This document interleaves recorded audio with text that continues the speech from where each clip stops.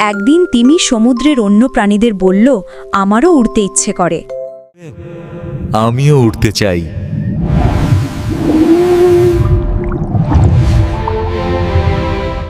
কাঁকড়া তাকে প্রশ্ন করল, তুমি তো বিশাল, উড়বে কিভাবে? You are so huge, how will you fly?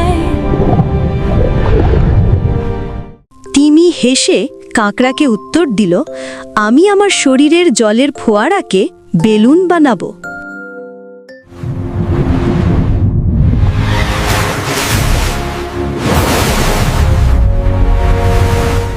তিমি তার শরীরের জল ওপরে ছড়ল। সূর্যের আলোয় সেই জল 7 রঙা বেলুন হয়ে ঝলমল করতে লাগলো। আর দেখুন, তিমির ফোয়ারা 7 রঙের বেলুনে পরিণত হয়েছে। এই দেখে সমুদ্রের অন্য সব প্রাণী হাততালি দিয়ে উঠল।